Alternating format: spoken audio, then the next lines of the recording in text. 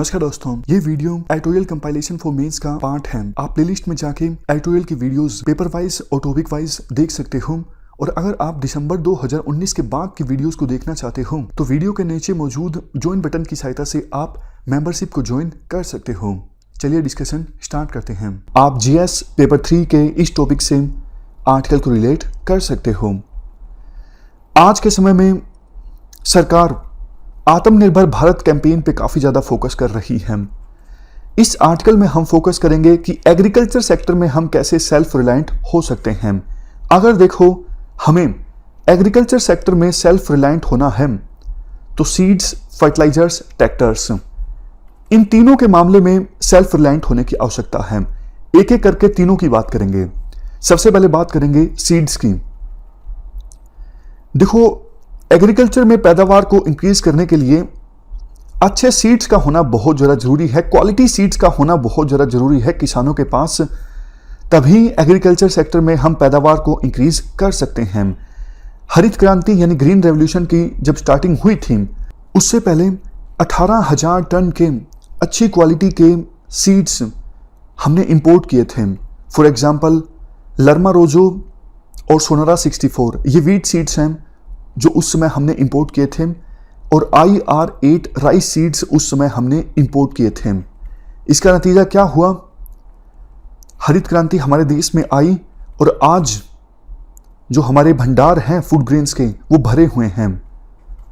But देखो, बाद में Indian council of agriculture research ने सीड्स की रिसर्च पर काफ़ी ज़्यादा फोकस किया।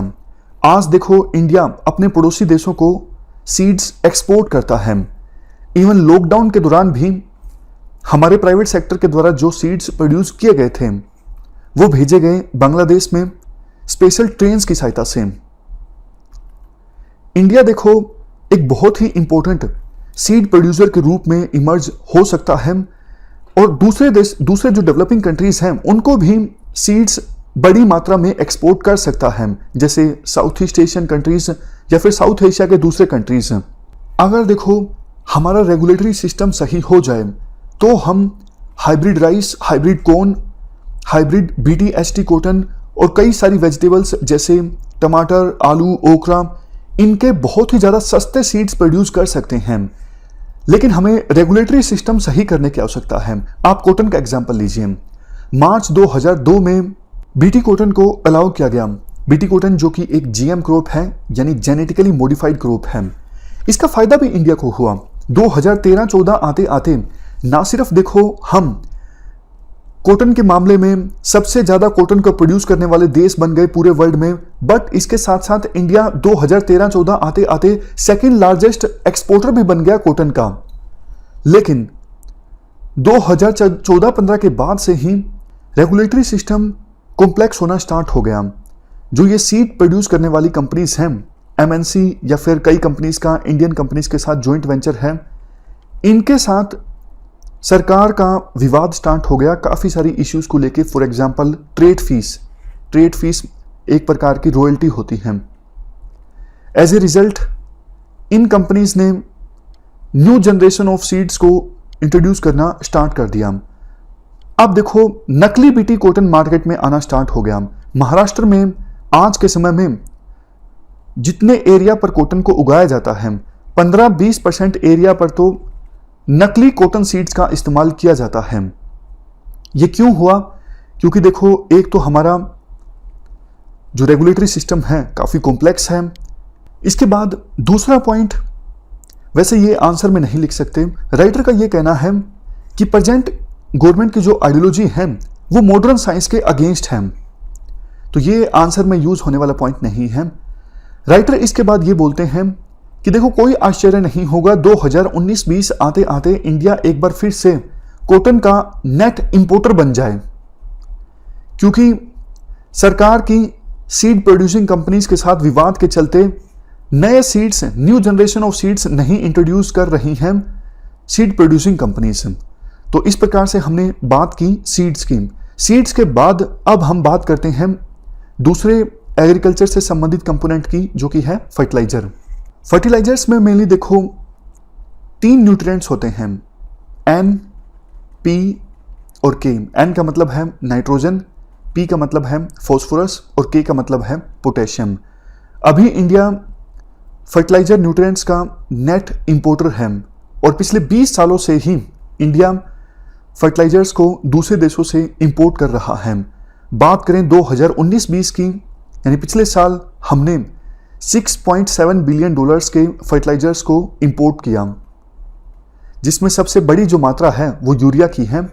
हमने 2.9 बिलियन डॉलर्स की वैल्यू का यूरिया इंपोर्ट किया। इसके बाद DAP यानी डायमोनियम फॉस्फेट 2 बिलियन डॉलर्स की वैल्यू का DAP हमने इंपोर्ट किया। इसके बाद MOP यानी muriate of potash 1.14 billion dollars का MOP हमने दूसरे देशों से इंपोर्ट किया। अब देखो MOP के मामले में तो हम पूरी तरह से इंपोर्ट पर ही डिपेंडेंट हैं, लेकिन DAP के मामले में हम ना सिर्फ फिनिश्ड प्रोडक्ट को इंपोर्ट करते हैं बल्कि पोटैश रॉक को भी इंपोर्ट करते हैं ताकि फाइनल प्रोडक्ट तैयार किया जा सके। क्योंकि देखो DAP और MOP को प्रोड्यूस करने के लिए हमारे पास रॉ मटेरियल अवेलेबल नहीं है, इसलिए आने वाले सालों में भी इंडिया इनके लिए दूसरे देशों पर ही डिपेंडेंट रहेगा। इसके बाद बात करते हैं तीसरे नंबर पे यूरिया की। हमने 2019-20 में 11 मिलियन टन यूरिया को इंपोर्ट किया। इंडिया यूरिया के मामले में आत्मनिर्भर बनना चाहता है। 5 नए यूरिया प्लांट्स को ओपन करके ये ओपन किए जाएंगे पब्लिक सेक्टर के द्वारा और इनकी टोटल कैपेसिटी होगी 6.35 मिलियन मैट्रिक टन। कंसर्निंग चीज देखो ये है, इन यूरिया प्लांट्स में जो गैस यूज होती है उस 70% गैस को हम दूसरे देशों से इंपोर्ट करते हैं और गैस का जो दाम होता है वो डोमेस्टिक गैस के प्राइस के अपेक्षाकृत काफी ज्यादा होता है। इन 5 में से एक यूरिया का प्लांट जो कि तलचर में है, ये कोल गैसिफिकेशन पे आधारित है। कोल गैसिफिकेशन चाइनीज टेक्नोलॉजी के साथ है। इन यूरिया प्लांट्स में जो यूरिया प्रोड्यूस होगा उसकी कीमत $400 पर टन के आसपास होगी, जबकि देखो इंटरनेशनल प्राइस यूरिया का 250 से लेकर 300 टन के आसपास है। तो बताइए इस प्रकार से इंडिया अगर आत्मनिर्भर बनेगा तो फायदा होगा या फिर नुकसान होगा? राइटर के अनुसार ऐसे तो देखो नुकसान ही होगा। तो सरकार को क्या करना चाहिए? सरकार को सिर्फ PSUs को जिम्मेदारी नहीं देनी चाहिए यूरिया प्रोडक्शन की, क्योंकि PSUs काफी एफिशिएंसी के साथ काम नहीं कर पाते, धीरे धीरे लॉस में चले जाते हैं, व्हाइट एलिफेंट बन जाते हैं। इसलिए गवर्नमेंट को अलाउ करना चाहिए। ऑलरेडी जो प्राइवेट सेक्टर की कंपनीज यूरिया को प्रोड्यूस कर रही हैं उनको एक्सपेंड करने के लिए अप्रूवल दे दिया जाए, वो अपनी कैपेसिटी को एक्सपेंड कर सकें, और नई कंपनीज को भी अलाउ किया जाए, नई प्राइवेट कंपनीज भी यूरिया को प्रोड्यूस कर सकें, उन्हें प्रॉपर गाइडलाइंस के साथ लाइसेंस दिया जाए। इसके अलावा एक और काम सरकार कर सकती है। अभी देखो फर्टिलाइजर्स के प्राइसेस को सरकार रेगुलेट करती है ताकि उचित दामों पर किसानों को फर्टिलाइजर्स अवेलेबल हो सकें। बट राइटर का यह मानना है इस प्रकार से फर्टिलाइजर्स के मार्केट प्राइस को रेगुलेट करके नुकसान होता है, फायदा नहीं होता है। अगर किसानों को फायदा पहुंचाना है, उनको सब्सिडी देनी है तो डायरेक्टली कैश सब्सिडी दे दो और मार्केट में प्राइवेट कंपनीज को इनेबल किया जाए, वो कॉम्पिटिट कर सकें। अगर देखो फर्टिलाइजर्स की मार्केट में ओपननेस के साथ प्राइवेट कंपनीज अगर एक दूसरे का मुकाबला करेंगी तो कॉम्पिटिटिवनेस की वजह से अपने आप ही सस्ते फर्टिलाइजर्स मार्केट में बिकने लगेंगे। अगर ऐसा होता है तो प्राइवेट सेक्टर प्लांट्स अपनी यूरिया प्रोडक्शन को एक्सपेंड करेंगे, चाहे वो हमारे देश में करें या फिर पर्शियन गल्फ में करें जहां पे गैस काफी ज्यादा सस्ती मिलती है, लेकिन यूरिया का प्रोडक्शन तो इंक्रीज होगा और सस्ता यूरिया मार्केट में आएगा। यह सही मायनों में ट्रू आत्मनिर्भरता है। इसके बाद बात करते हैं तीसरे कंपोनेंट की जिसमें सेल्फ रिलायंस की आवश्यकता है, वो है फार्म मशीनरी। और फार्म मशीनरी में भी सबसे मेन ट्रैक्टर्स। देखो 1961-62 उस समय ग्रीन रेवोल्यूशन स्टार्ट नहीं हुआ था। उस समय इंडिया में सिर्फ 880 ट्रैक्टर यूनिट्स थी। आज 2018-19 में हमारे देश में ट्रैक्टर यूनिट्स की संख्या हो गई है बढ़ के 9 लाख। इंडिया आज के समय में सबसे ज्यादा ट्रैक्टर प्रोड्यूस करता है, लार्जेस्ट मैन्युफैक्चरर है ट्रैक्टर्स का इंडिया। इवन बड़ी संख्या में इंडिया ट्रैक्टर्स अब एक्सपोर्ट भी करता है आसियान कंट्रीज को, अफ्रीकन कंट्रीज को। क्वेश्चन उठता है ये कैसे पॉसिबल हो पाया? देखो, ग्रीन रेवोल्यूशन ने एक धक्का जरूर मारा कि ट्रैक्टर्स की प्रोडक्शन ज्यादा हो हमारे देश में, लेकिन असल जो चेंज आया वो 1991 के बाद आया, जब एलपीजी रिफॉर्म्स आए थे तो ट्रैक्टर इंडस्ट्री को डी लाइसेंस कर दिया गया। काफी सारी प्राइवेट कंपनीज आई ट्रैक्टर्स को मैन्युफैक्चर करने के लिए। आज के समय में महिंद्रा एंड महिंद्रा का जो शेयर है ट्रैक्टर मैन्युफैक्चरिंग में वो 40% है। अब तो देखो, इवन जैसे उबर कंपनी सर्विसेज प्रोवाइड करती है कैब के लिए, उसी प्रकार से काफी सारी ऐसी कंपनीज हैं जो रेंट पर ट्रैक्टर प्रोवाइड करती हैं। बहुत सारे छोटे किसान हैं जो अभी भी ट्रैक्टर को नहीं परचेज कर पाते, तो उनके लिए इस प्रकार की सर्विसेज अवेलेबल है कि आप सीजन के लिए ट्रैक्टर किराए पे लीजिए, उसके बाद लौटा दीजिए, जितना आप यूज करोगे आपको उतना ही किराया देना है। ये काफी ज्यादा अच्छा है।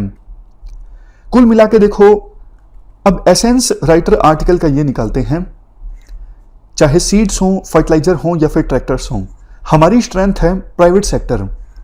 गवर्नमेंट को आवश्यकता ये है कि अननेसेसरी यानी अनावश्यक जो रेगुलेशन है इन्हें खत्म कर दिया जाए, ताकि प्राइवेट सेक्टर जो चेन्स में अभी बंधा हुआ है ये चेन्स तोड़ के बाहर निकले और सही मायनों में भारत को आत्मनिर्भर बनाए। इस डिस्कशन में फिलहाल इतना ही है। Thank you very much for discussion.